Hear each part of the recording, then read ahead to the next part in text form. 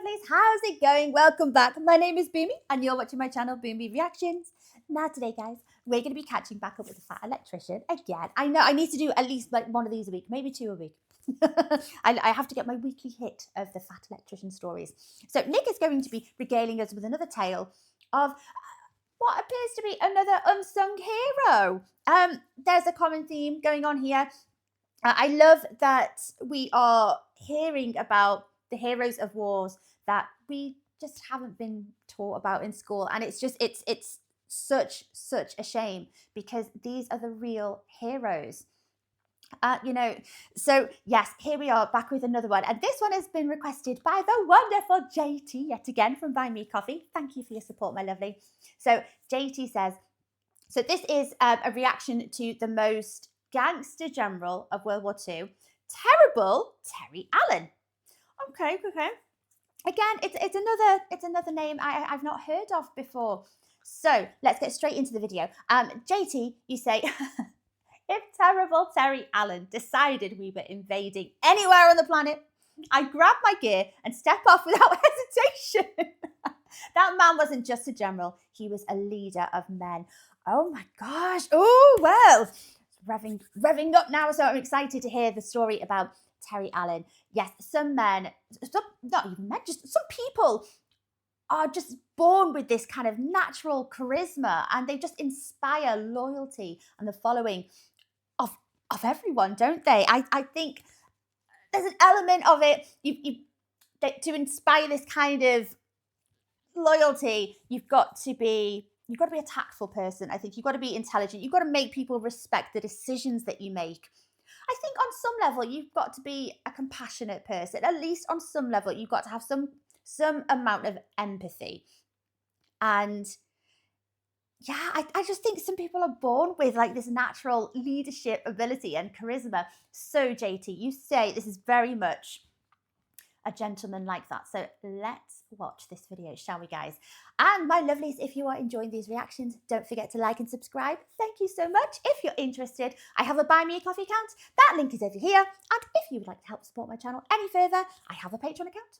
And if you fancy checking that out at all, that link is in the description below. This guy's probably the only dude to ever get shot in the face and benefit from it.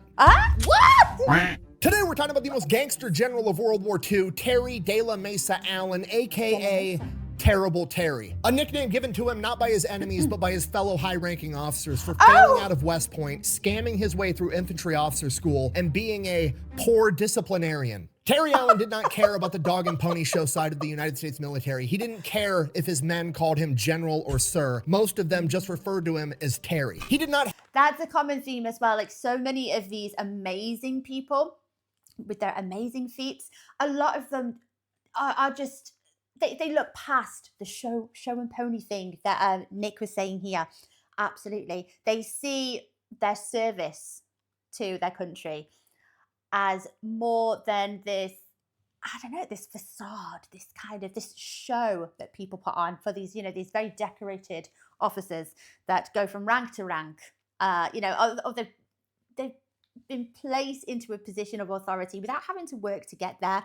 But the real heroes are the ones that climb the ranks, through gritted teeth, through the dirt, and they're not bothered about the whole show.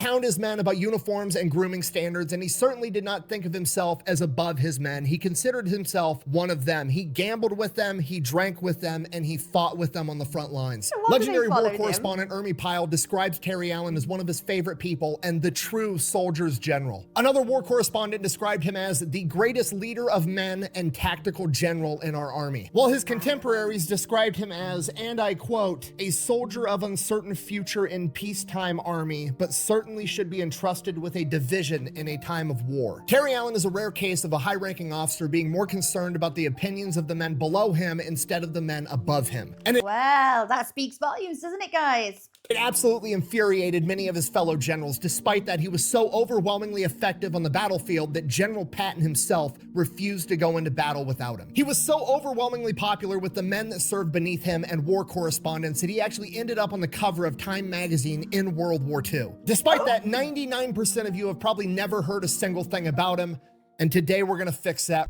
Yes, this does need fixing, doesn't it? Like I say, it's criminal that we're not taught about the real heroes of war. It's only really we're taught about the high-ranking officers, like the whole show pony thing, the ones that the media want you to read about, they want you to remember, and there's normally there's an agenda there, isn't there? But these are the real heroes that it's so unfortunate that we just don't hear about them.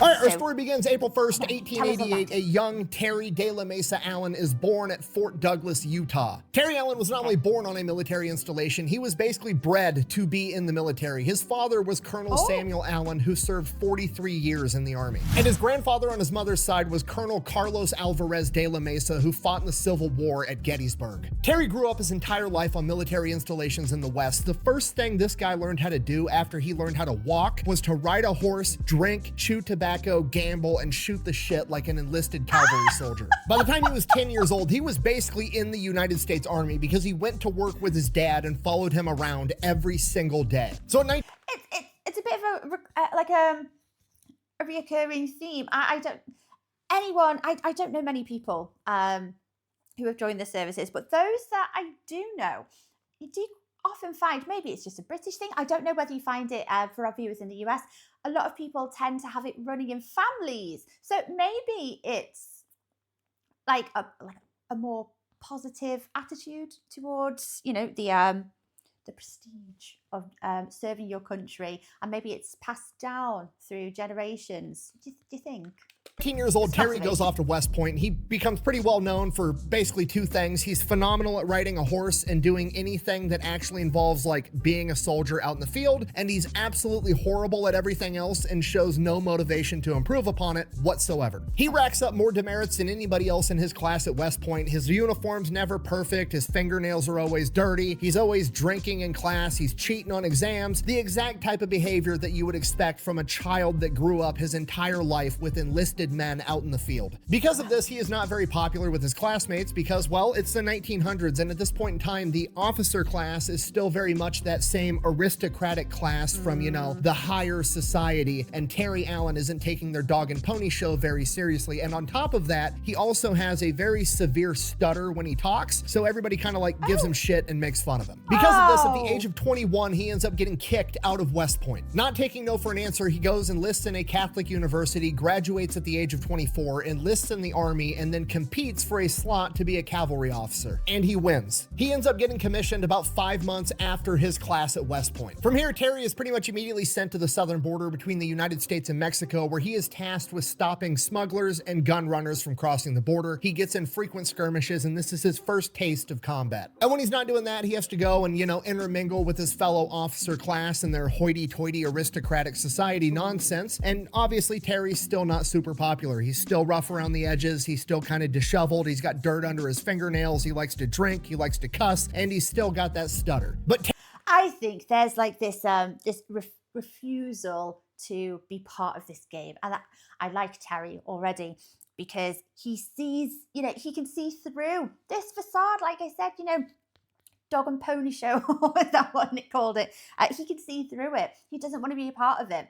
and I like that. It's that he's still refusing to conform to the hoity-toity class here. Terry does gain some popularity because you know what the hoity-toity officer class likes doing? They like playing polo. And you know what Terry's really good at? Riding a horse, which comes in handy when you're playing polo. Terry ends up becoming one of the best polo players around and ends up being the captain of his team. And they have this game slotted up where he's supposed to go up against this like regional champion team, and they're supposed to absolutely crush Terry's team. But Terry doesn't care what's supposed to happen. Terry wants to win regardless. So he makes his team go out and practice for weeks leading up to this game. And for practice, he has them shooting goals on a target that's only 1 yard wide when the average polo goal is 8 yards wide. If you can dodge a wrench, you can dodge a ball. What? So Terry essentially overtrains his team, and when that game comes around, the regional champion team takes 40 shots at the goal. They only make 7. Terry's team only takes 8 shots at the goal, but they made all 8. And this is the first glimpse we get to see at Terry's leadership and his mentality of how to get shit done. Well, there we go. The results speak for themselves, don't they, guys? That practice came in handy. He knows what he's doing. This goes on for a couple of years, and then World War I kicks off, and Terry wants to go off to war. Unfortunately, his current unit is going to stay right where they're at the southern border. So Terry volunteers for overseas duty, so he essentially just gets backfilled into any open slot, which unfortunately happens to be in a supply company. So he's going to go overseas and just carry supplies up to the front line and not actually get to fight on the front lines. But that's not what Terry wants. Terry wants to be on the front lines with the infantry. The problem is he can't really do that because he's not an infantry officer. He's a cavalry officer. Right. So Terry comes up with a plan. He just shows up to an infantry officer graduation ceremony and hops in line, gets to the front of the line, and the commandant looks Terry up and down and is like, I don't recognize you. And Terry looks the dude dead ass in the eye and goes, I'm Alan. Why don't you? And the officer's like kind of taken aback, like, am I the dick here? Do I really not remember this guy that went through my entire course? And he's just like, doesn't know what to do. So he just hands Terry the certificate and sends him on his way. And Terry is now a temporary major and infantry officer. So that's absolutely nuts. His superior here doesn't recognize him, but at the risk of being impolite and looking like a bit of a dick, he's just gonna hand it him anyway. Oh, I'm loving Terry more and more. I love how hard-faced he is. I love it. He's not conforming. He'll tell it the odd fib, but you know, it's okay. It's fine. Terry ships off to World War I in charge of an infantry battalion. Once there, Terry partakes in the St. Mihiel offensive and the Battle of the Meuse-Argonne, literally the biggest battle that America has ever fought in, ever. And while he's there, Terry is tearing shit up, okay? He is on the front lines fighting with his men. He ends up getting wounded 4 separate times. The first time it happens, he wakes up in the aid station, looks around like, what the fuck is going on? Sees the medical tag around him with like all of his, you know, vitals and all of his BS and everything that's wrong with him, rips that off and goes back to the front line. Another one of his injuries comes when Terry is shot in the face. Not only does Terry survive and go back into combat, but he actually benefits from getting shot in the face because for some reason, it cures his stutter. And this is No, really?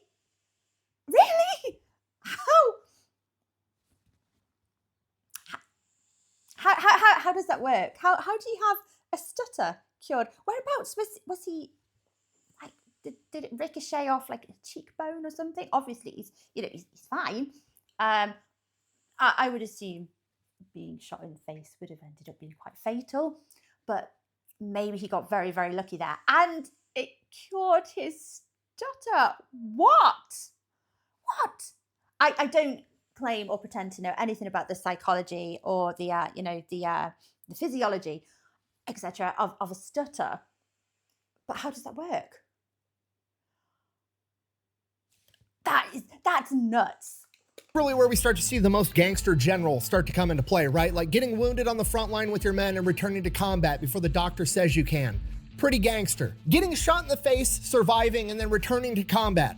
Very gangster. But getting shot in the face and having the old adage, what doesn't kill you make you stronger, actually apply, because you not only survive, you not only return to combat, but you show back up and you suddenly speak better, is undeniably the most gangster shit that's ever happened ever. As World War I continues to go on, Terry gets more and more comfortable in combat. This is where he really thrives, and he's starting to get a lot of ideas of his own. And one of the things he comes up with is like, why the fuck are we fighting in the daylight? You know what I mean? Like, let's fight at night where nobody can see shit. It's pure chaos, and Americans thrive in chaos. So one day, Terry gets ordered to take a position, and the estimated casualties of taking this objective are gonna be like 200 to 300 men. So Terry is like, fuck that. You know what we're gonna do? Instead of attacking tomorrow when we're supposed to attack, we're gonna attack tonight when it's dark. Okay, now at this point, that's not how you conduct warfare, okay? Not a lot of people are launching night attacks in trench warfare, but you know what? Terry just showed back up after getting shot in the face, and now he speaks better. Fucking I'll follow that guy into any amount of combat anywhere. And that's pretty much how all of his men felt, except for one company commander. This company commander is like, no, we can't do that. We need to follow orders. We need to do exactly what we're told. We can't attack at night. You're gonna get us all killed, yada, yada, yada. Finally, Terry just gets fed up of hearing this dude, pulls out his pistol,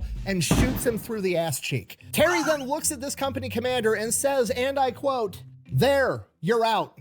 You're wounded." I was just about to say, well, it sounds like this soldier is on the wrong, serving under the wrong person. He's on the wrong team. Maybe he should just Wells. Thank you. You're welcome. Company commander goes to the aid station. His XO takes over. They launch this night attack. They take the objective, and they only lose 20 men. So night combat was outrageously effective for Terry and his men, but shortly after that first night combat, the war ends up coming to an end. Terry would later go on to write, and I quote, "I wish the war hadn't stopped when it did. It's a damn shame. I was just beginning to get good ideas about commanding infantry battalions. I wish I could go back to the front and try them out." Regardless, Oh, wow. the armistice is signed. World War I is over. Terry ends up staying over in Europe until 1920 as part of the occupation army. And somewhere along the lines, he ends up, playing polo against the British. And then he ends up, being friends with some of the British officers. And he has this one officer that he ends up being pretty good drinking buddies with. And this particular officer's name was Edward VIII, as in like the Prince of Wales and future King Edward VIII. And Terry had no fucking idea until after the fact. So Gosh. The most random things keep happening here. As if. Oh my gosh. Okay. Well, as soon as you mention drinking, you're going to make any Brit your friend here, aren't you? just to recap on Terrible Terry in World War I, literally scams his way into becoming an infantry officer, successfully leads an entire battalion into combat, earns a Silver Star, earns a Purple Heart, gets shot in the face that fixes his stutter, and then becomes drinking buddies with the fucking King of England. Terry's the main character. I don't know what to tell you. Yeah, the King of England is a side character.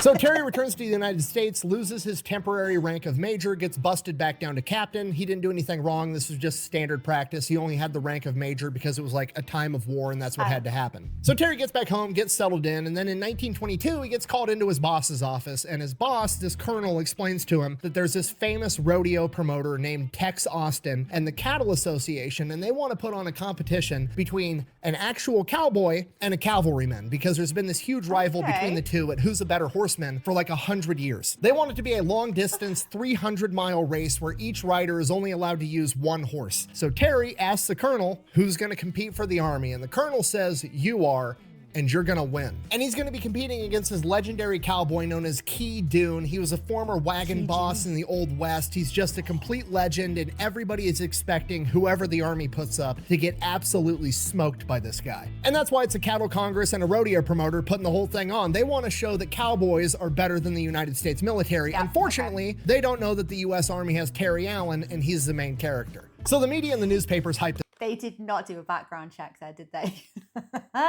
this up. The entire world is watching. The very first day, Terry clears over 50 miles and the cowboy barely hits 30. Terry's getting telegrams and updates on the race of where he's at, where the cowboy's at, how many miles are left to go every single night. And Terry is so far ahead the entire time that by the third day, he decides that he has time to stop at a diner and have breakfast. The waiter, striking up casual conversation, asks Terry if he's heard about this crazy race going on between the legendary cowboy Key Dune and some army guy. And he goes like, "I'm sure the army guy is really good, but he doesn't stand a chance against a real cowboy." To which Terry informs him, "Well, first off, my name's Terry Allen. I'm the army guy, and last I checked, I'm pretty far ahead of him." The restaurant ends up paying for Terry's breakfast for him, and then later that day, Terry receives a telegram that Key Dune ran into trouble and he couldn't get feed for his horse one night. Now, on one hand, that's good because Terry's definitely going to win now because this guy's horse might actually die without getting the proper care it needs. But on the other hand, not exactly how Terry wants to win. So Terry sends a telegram back saying that they need to send an army car with feed and water and everything his horse needs to Key Dune, and that's exactly what they do. They keep Key Dune in the race just so Terry can beat him fair and square.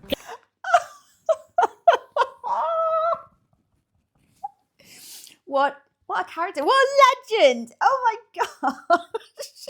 No, I knew Nick was going to say that. Terry sounds like the kind of guy that wants to win this fair and square. He doesn't want to win it, but then have his opponent turn around and say things like, "Oh, well, I would have beat you, except my poor horse. I came into trouble, but I would have beat you if that hadn't been an issue."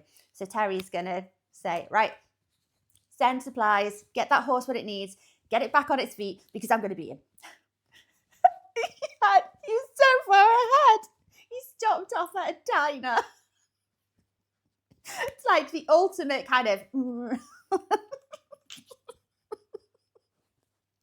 I love him. Oh Hey, this is a double win. It's actually genius on Terry's part because on one side, he gets to look like a class act. On the other side, he's preemptively shutting up all the typewriter warriors that are going to be like, "Ugh, He actually only won because that guy couldn't get feed for his horse. It was a fluke. A real cowboy's still better than army cavalry. Buh. No, Terry's shutting all that shit out of the gate, and he's gonna beat this guy fair and square. And that's exactly what he does, because he ends up beating Key Dune by over 7 hours. For the rest of the interwar years between World War I and World War II, Terry is pretty much just training and really defining the doctrine for what a cavalry soldier is supposed to be doing on the battlefield. You have to realize at this point in time, warfare on horseback is outdated, but nobody really knows that yet, right? Like, they're gonna get replaced by tanks and trucks, but World War I tanks were just introduced. They were very simple things. It was just a big metal box with guns on it where you could pretty much just drive straight. They didn't have radios inside of them. They couldn't coordinate attacks. So a lot of people didn't understand the real potential with mechanized warfare. So a lot of people were still under the impression that horse warfare was still going to be very prevalent in the future. During this time, Terry literally rewrote the cavalry field regulations while he was at Fort Riley. He then went on to write a literal book about it that got published in the 1930s called Reconnaissance by Horse Cavalry Regiments. While all that was going on, he served as the assistant commander in 3 separate divisions, where it was said that he, and I quote, succeeded in convincing all of his charges that they were the best outfit in the army. Again, this speaks to Terry's unorthodox but truly exceptionary leadership skills.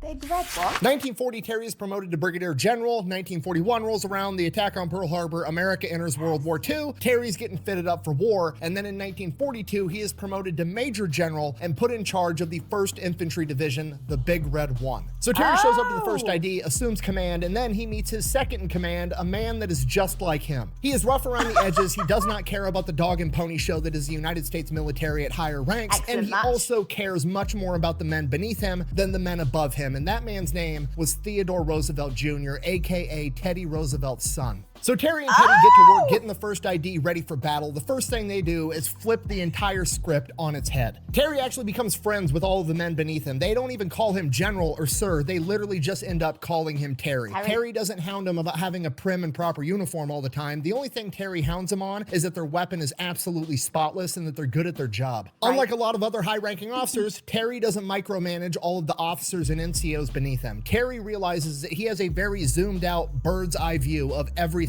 that's going on, and the men on the ground that are actually seeing individual problems up close have a much better idea of what's going on and how that problem needs to be solved. Terry focuses on actually picking the right men for the job, telling them what he wants done, and then letting them figure out how to do it. This is effective management, isn't it, guys? This is management at its finest, at its best. He knows what he's doing. November of 1942, Terry, Teddy, and the 1st Infantry Division are going to partake in Operation Torch, the Allied invasion in North Africa, particularly Morocco and Algeria, and the 1st Infantry Division is tasked with taking over a major city with an airfield known as Oran. November 8th, 1942 at midnight, the 1st Infantry Division makes its amphibious landing into Algeria, and everything goes absolutely textbook. They see a little bit of resistance, but not much. They overcome it almost immediately. Oran's about 25 miles from the beachhead, and they have to clear all of that distance on foot, rucking and carrying all their gear with them. During that time, they experience very minimal resistance until they come across a town called St. Cloud, where all of the forces had kind of regrouped and fell back to this town in fortified fighting positions and were waiting for the Allied forces to come in and fight them. At this point, Terry's got to consider what he actually wants to do here, because he could send in all of his men, clear out the entire town, kill all the enemies, and probably be considered a war hero for it. But he's going to be putting his men in harm's way, and there's nothing of strategic value inside of St. Cloud. His objective is to take over the city of Oran, and he doesn't need St. Cloud to do it, and he's not going to put his men in harm's way for no reason. The next thing he could do is bombard it with artillery, but there's a bunch of civilians that live in that town too, so that option is also out. So Terry takes one of his battalions, fortifies it, and has them surround the town so the enemy can't get out, and then launch a counterattack later, and continues to move the 1st Infantry Division towards the objective. Okay, this is brilliant. This is literally what the Marines did in the Pacific Theater with the island hopping strategy, except Terry is doing it in North Africa with entire towns. Now remember, this is 25 miles they have to walk to Oran, carrying all their shit after landing on a wet beach, probably being soaked. Okay, this is going to be a jaunt and a half. It's going to be exhausting, and it's going to take time. And it's going to be uncomfortable, I imagine. No, you know, that is not going to be a pleasant journey, is it? You've just arrived via the sea, you know, it's wet, everyone's uncomfortable. You're going to have to walk 25 miles carrying a lot of Ooh. First ID moves all through the night, all through the day of November 9th, and Terry is pushing his men to the point of exhaustion. On the morning of the 10th, Terry is up on the front line with his men after everybody's been walking for a day and a half, and as he's patrolling the front line, seeing how everybody's doing, he comes across this utterly exhausted rifle company that's taking shelter inside of a ditch next to a road because there's some stray artillery fire coming in. So Terry walks through the ditch, gets on the other side, and he's standing, and he can see the city of Oren off in the distance, and he's looking around, he's looking at the faces of his men. He knows they're exhausted. The men are looking back at him like, okay, here it comes. We're about to get our ass chewed because we're taking a break. Fuck. So Terry looks back at the city of Oren, and then he looks back at the men, and he says, and I quote, "There's a lot of good-looking girls in that city ready to welcome the liberating Americans." Where did Hackett go? We'll go. And with that, Josh! his men got up, reinvigorated, and continued towards the objective. Again, Terry showing his expert leadership, being able to get the absolute most out of his men when shit sucks. You know, he could have gone a step further. He could have said, there's a lot of girls waiting in this in this town, in this city, to welcome the American soldiers. Not only that, but I've heard that they've got quite a lot of booze there. Did I hear that right?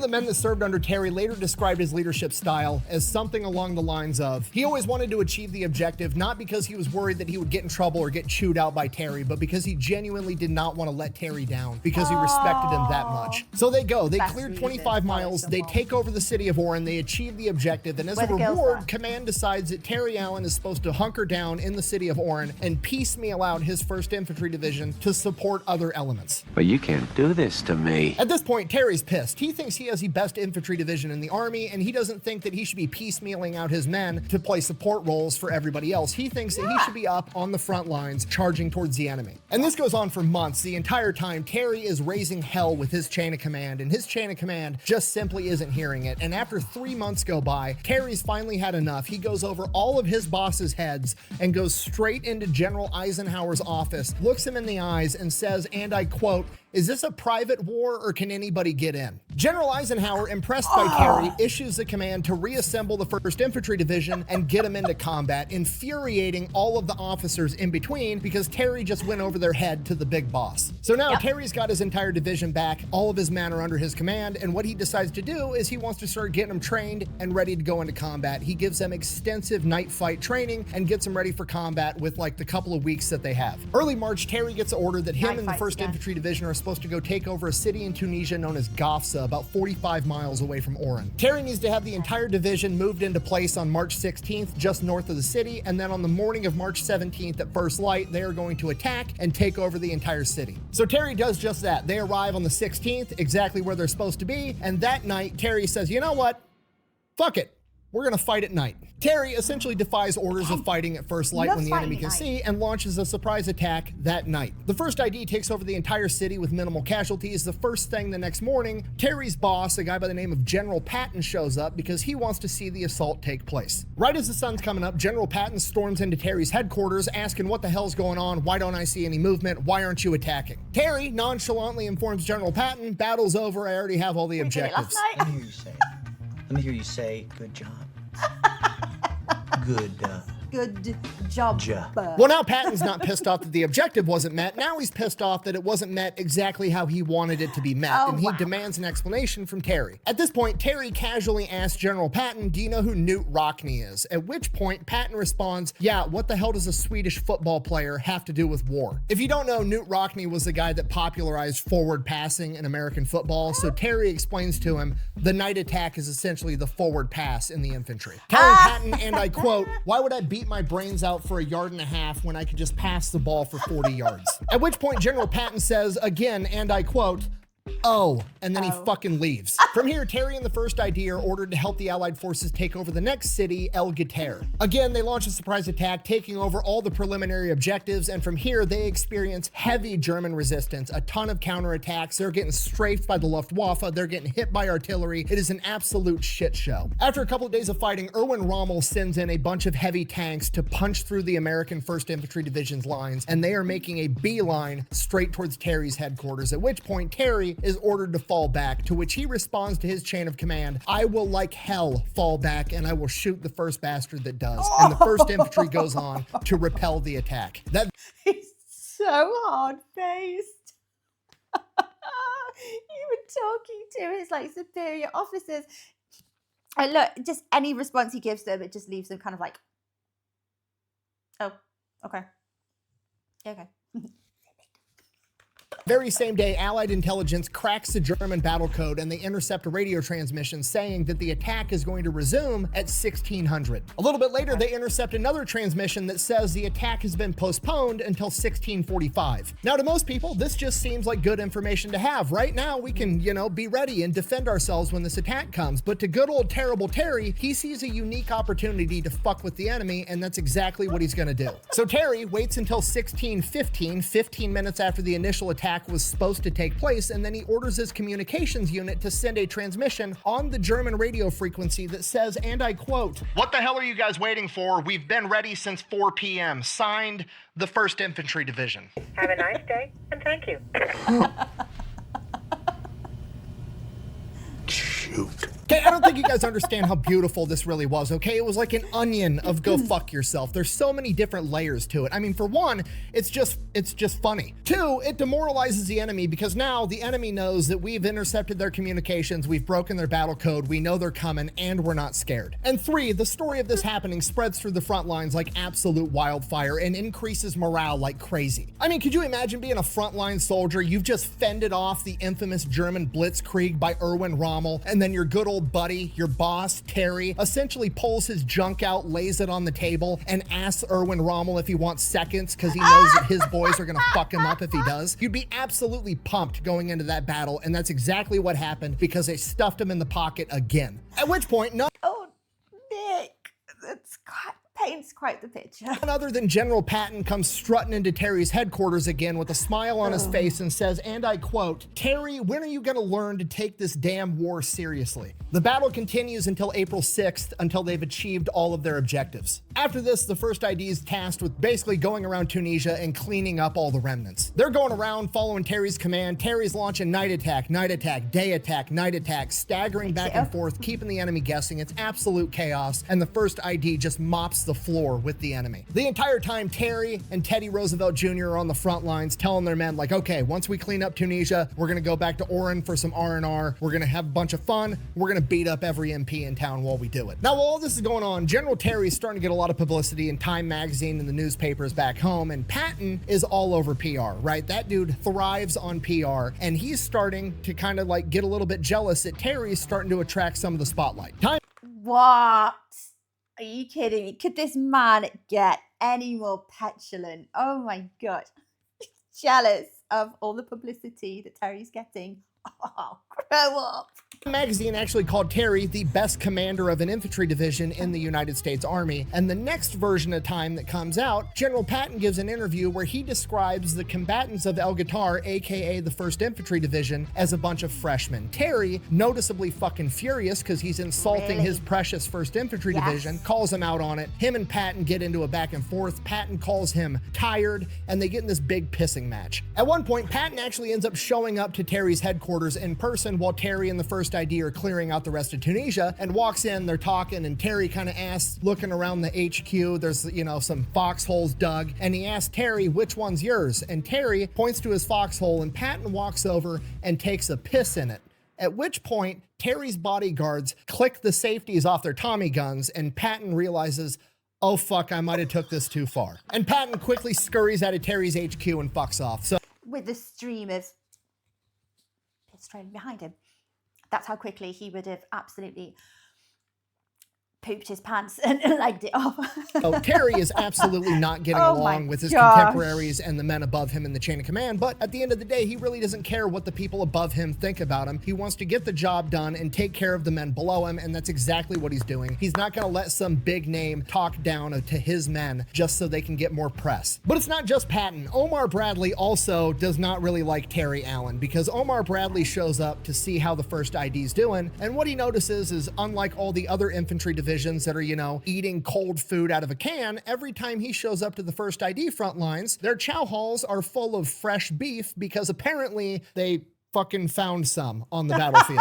And this was apparently a big deal because they were all ordered to not eat the local livestock for fear of getting people sick, but also like just fucking cook the meat. People have been doing this for tens of thousands of years. It's worked fine the entire time. General Terry's gonna bend the rules to get his guys some warm food and take care of them because that's just the type of guy he is. But Omar Bradley interprets this as him being a poor disciplinarian and being lax on all the policies. So Omar Bradley doesn't really like him either. Regardless, the first ID finishes clearing out the rest of Tunisia, and then they go back to Oran for some much needed R&R. So the first ID shows up in Oran, and this is where shit kind of hits the fan because the first ID took this place over a couple of months ago, and since then the second wave of American forces has kind of went in, taken it over, and essentially turned it into a major military installation, right? You've got all your administrative people, you've got your supply people, they're all running around in their Class Bs. These guys have never seen combat, they've never seen the front line, and when the first ID shows up, they're informed that combat soldiers are not allowed to go into the bars and officer clubs inside of the cities. Well, pardon me, young man, excuse the shit out of my goddamn French. This, rightfully so, does not sit well with the 1st Infantry Division. Like, motherfucker, I'm the one that took this city over and fought the Germans. You showed up after the fact, and now you're gonna tell me I can't go into the bar? Absolutely not. You can go fuck yourself. So there's a bunch of fights, there's a bunch of partying. On one occasion, General Allen is sitting down at a restaurant having lunch when he sees one of his soldiers with the big red 1 patch on his arm getting into a fist fight with a couple of different soldiers in their Class Bs, at which point Terry stops lunch, goes over, breaks up the fight, tells his sergeant like, hey sergeant, knock this shit off, yada yada yada, goes back to eating lunch. A couple minutes later, fight breaks out again, same exact sergeant. Terry gets up, now he's pissed. Like, Terry's a cool guy, doesn't want to chew you out, but if he gives you a direct order, you better fucking listen. So Terry grabs his sergeant and he's like, Sergeant, I thought I told you to not fight. And the sergeant looks at Terry and goes, General, you didn't hear what they said about the 1st Infantry Division. They said we couldn't fight our way out of a wet paper bag. At which point Terry looks this NCO in the eyes and goes, all right, get back in there. And then proceeded to go back and eat his lunch while he watched this NCO beat up a couple of paper pushers. So not quite join in, but not far off. Never mind, I'll permit it. Off you go. There's definitely a shit show going on here, but by the time all this information reaches Eisenhower, all he sees is the word riot written on a piece of paper. He calls Omar Bradley into his office, chews Omar Bradley's ass. Omar Bradley basically blames all of it on Terry Allen, saying that he's a poor disciplinarian and that he's not doing a good job manning his men. So Omar Bradley basically hatches a plan that he's going to try to get Terry Allen relieved of command. The problem is they're about to go invade Sicily, and despite the fact that Terry Allen and Patton don't really like each other, Patton finds out that they're going to not let the 1st Infantry Division partake in the amphibious landings at Gela, at which point Patton says, no, I need those 1st Infantry sons of bitches, I won't go without them. So General Patton essentially ends up keeping Terry in the fight, not because he likes him, but because he recognizes that he needs him, because Terry Allen is that fucking good. So July 10th, 1943, Operation Husky kicks off, the amphibious landing in Sicily, and the 1st Infantry Division is landing at Gela, and they need to take it over. It is heavily fortified, and it is a tough fight the entire time, but Terry gets his men and they establish this beachhead and they start moving forward. On the second day of fighting, Terry's back at his headquarters and Teddy is out on the front line, and where Teddy's at gets overrun by Hermann Göring's tanks. They attack with 60 German tanks. At this point, Terry doesn't have any tanks to send to go fight him, and he doesn't have enough anti-tank in his infantry to be able to do anything. So Terry, thinking fast, orders Teddy to have the men bed down, let the tanks roll right over the top of their fortified positions, and then once the tanks are past them, fight off all the infantry that's going to be coming in behind him, and that's exactly what they do. But now Terry still has to figure out what to do with the 60 German tanks making a beeline straight towards him. So Terry sends the order out to his forward observers to get ready to call in for naval gunfire, and then he orders his artillery to lower the guns and, I quote, slug it out when the tanks come. And that's exactly what they do. Teddy and his infantry on the front line fend off all the German infantry, and Terry's artillery and naval gunfire takes out all the German tanks. By the end of that day's battle, Terry has lost a ton of men. His line is fractured. He's still got guys all over the place trying to hold on desperately to key terrain features. He's hurting bad, and he still can't get tanks up there. At this point, Terry realizes he needs to pull a Sun Tzu. He needs to appear strong when he's at his weakest, and he issues a single order in all caps: the division attacks at midnight. And that's exactly what happens. At midnight, they open up with naval gunfire and artillery. The 1st ID launches their night attack.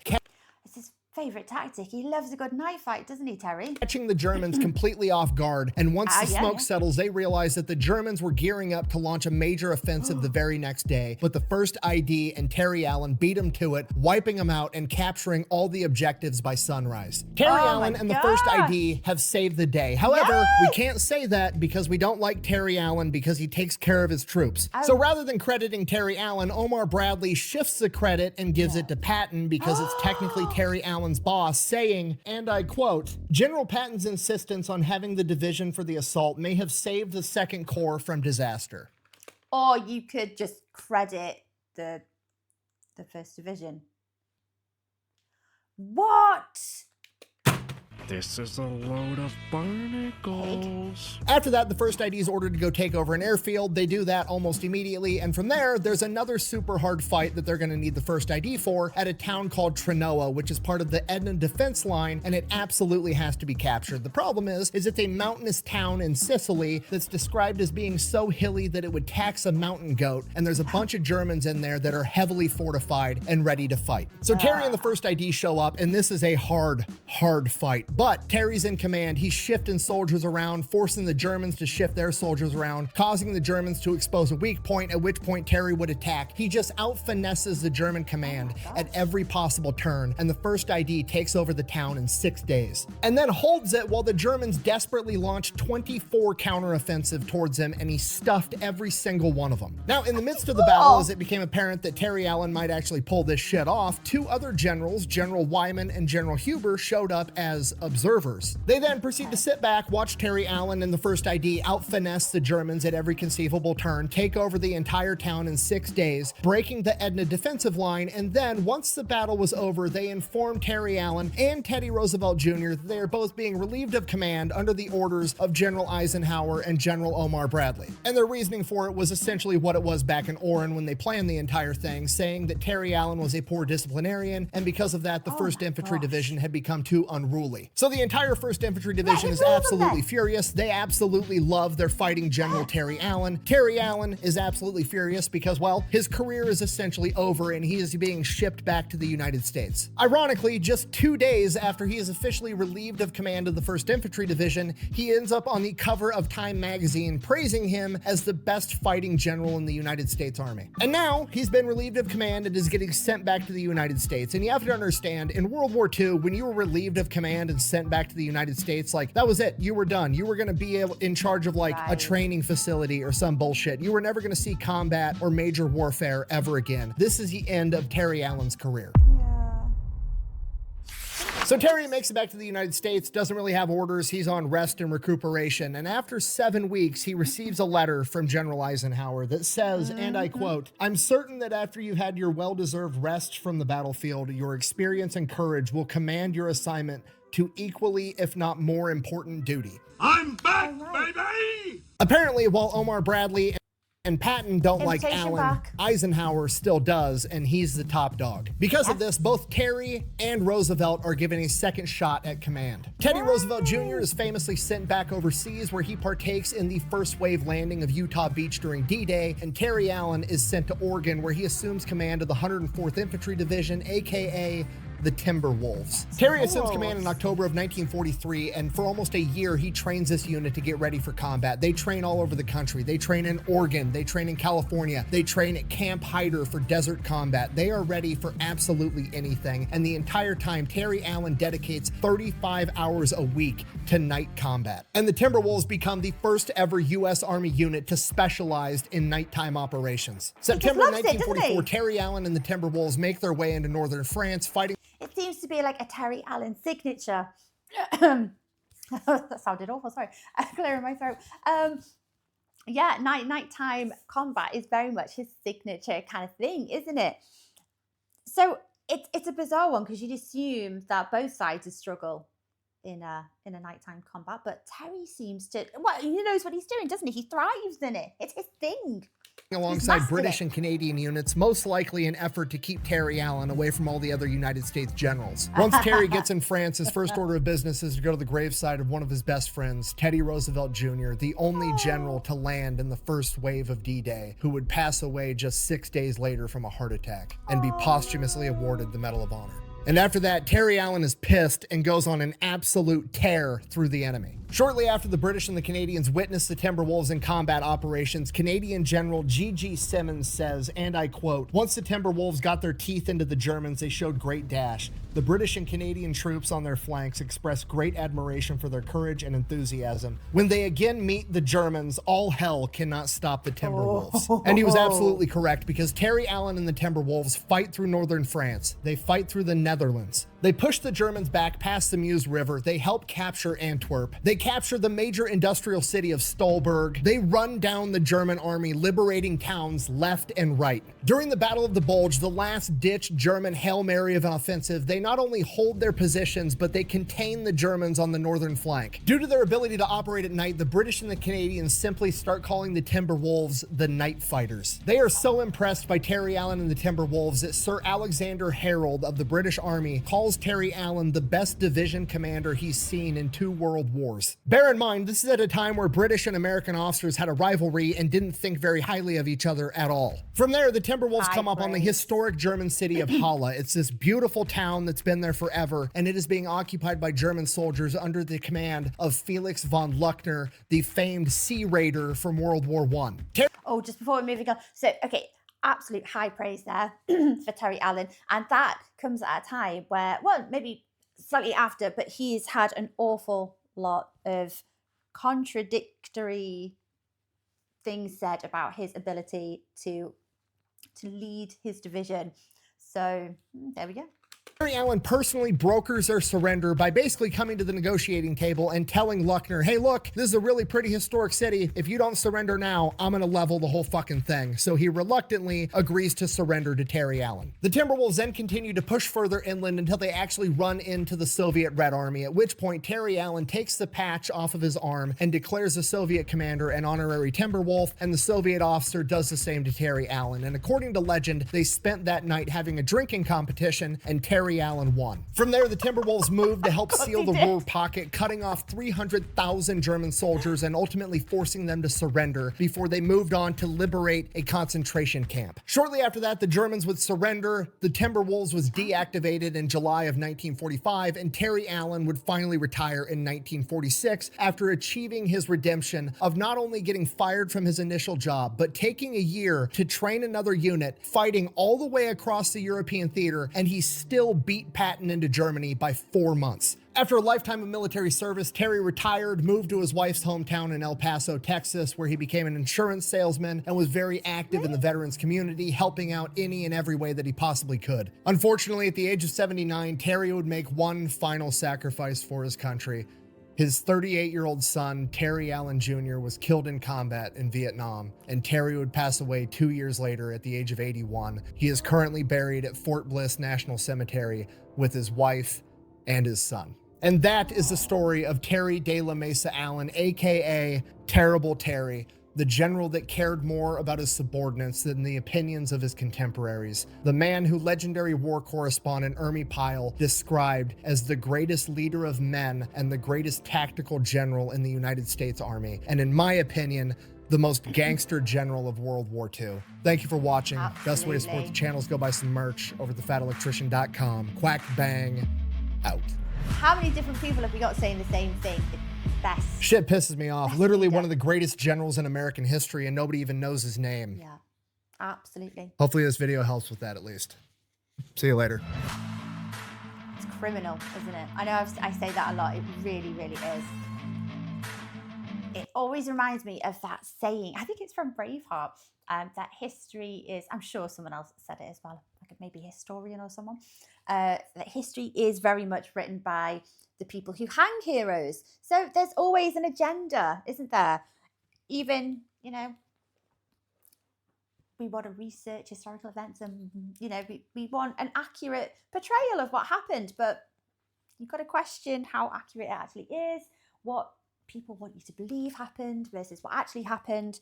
But I think Nick's remedying this with these with these amazing stories of these amazing people that we sadly haven't heard of, and we should all know their names. We should be taught this in school. Sadly, it's just not the case. So I think you know, Nick's doing an amazing job educating all of us, regaling us with all of these wonderful stories about just amazing people and the sacrifices that they made for their countries. And it's amazing. I love these stories so much, guys. I hope you're enjoying watching them along with me as well. But yes, the greatest general of world, not just one war, but both wars. And we've heard this said by quite a few people now, despite the amount of officers that at the time were saying very contradictory things about Terry, about how he had no discipline and his division were unruly. Well, you know, if you're finding them unruly, just let Terry Allen lead them then. They obviously love their leader, don't they? They love their general. They want him back. Anyway, fabulous. I can't imagine Terry as an insurance salesman. I just can't. I can't picture it. I think that job would actually be a little bit too vanilla for Terry.